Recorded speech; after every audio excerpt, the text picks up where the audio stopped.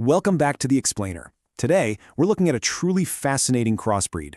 I mean, just imagine taking one of Europe's most disciplined elite police dogs and mixing it with an ancient, deeply revered Japanese national treasure that was literally bred to hunt bears. The result? You get the Akita Shepherd, or some folks call them the Shepkita. Now, right off the bat, we're not talking about your average easygoing backyard pet here. This is a massive, highly specialized hybrid engineered for intense loyalty. Honestly, it's kind of like having a modern ninja in the canine world. Which naturally begs the ultimate question. Are you actually ready for a powerhouse dog like this in your life? Is this massive crossbreed the right fit for your specific lifestyle? Okay, let's dive into this and find out. Section 1. Meet the Parents. A legendary lineage. You know, to truly understand the Akita Shepherd, we first have to look backward at its incredibly formidable foundation. Now, what's really interesting about this slide is the stark contrast between these two parent breeds. On one side, you've got the German Shepherd. We all know them, right? Famed globally for that sharp intelligence, an intense work ethic, and really deep herding roots. This is the dog that desperately wants to work alongside you. But then, on the flip side, you have the Akita Inu. This is a primitive, highly independent breed that was originally bred to hunt wild boars and, get this, small bears in the mountains of Japan. So we're essentially taking the eager, cooperative intelligence of a herder and smashing it together with the highly independent, strong-willed instincts of a primal hunter. Next up, the heavy-boned athlete. When you have two wildly different, powerful genetic lines colliding like this, the physical result is just, well, it's something you really have to see to believe. 60 to 100. That is the strictly defined weight range, in pounds, for these massive animals.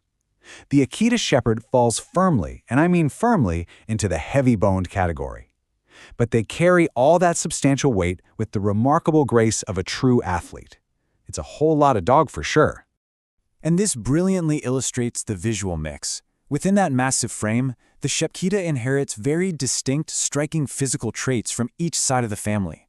From the German Shepherd, they typically get this highly muscular, uniquely sloping body type that's just built for pure agility. And from the Akita Inu, they inherit these proud, piercing triangular eyes and, of course, that unmistakable plush, tightly curled tail. It is a visually stunning combination, a literal meeting of East meets West.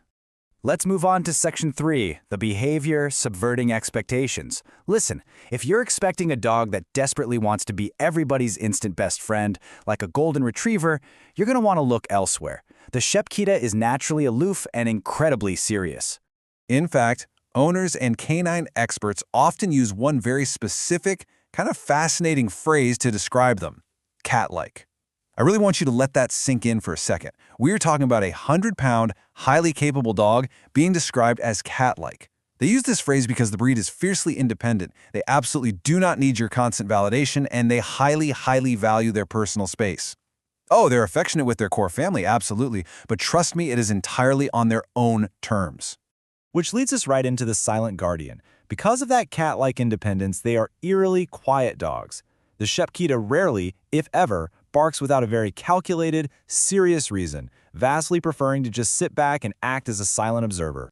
Let's move to the next point and see how this builds, because when that silent observation is put to the test, let's say a stranger starts walking up your driveway. They follow exact, deliberate physical steps. Step 1, they silently observe and calculate the threat level. Step 2, they purposefully place their massive, muscular body directly between their family and the stranger. They don't need to bark or make a scene. Their physical presence is the boundary. It's that modern ninja instinct kicking in. Now, for care and commitment, the reality check. We've talked a lot about their incredible, almost mythical traits, but when we transition to the daily reality of owning one, it reveals a highly demanding lifestyle commitment. So, the crucial point is right here on this slide. Because of those primitive hunting instincts and that intense guarding drive we talked about, there are absolute non-negotiable requirements for ownership.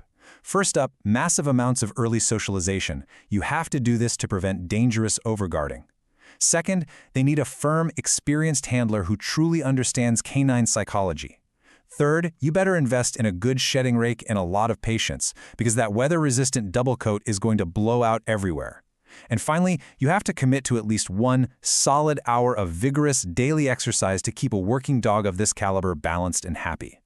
Ultimately, the Akita Shepherd is an incredible, majestic guardian, but it absolutely demands your respect. It demands rigorous training and it needs a job to do. I can't stress this enough. This isn't just some casual pet. It's a serious working breed meant for an owner who is genuinely willing to put in the hard work. Which brings us right back to you. After exploring their legendary lineage, the massive physical realities, those eerie, silent guarding behaviors, and the intense daily commitment they require, I have to ask, would you own a modern ninja? Could you handle this silent sentinel? Take a moment to reflect on everything we covered in our explainer today. If this sparked your curiosity, definitely keep diving into the research on these rare breeds. Thanks so much for hanging out with me to unpack the fascinating world of the Akita Shepherd.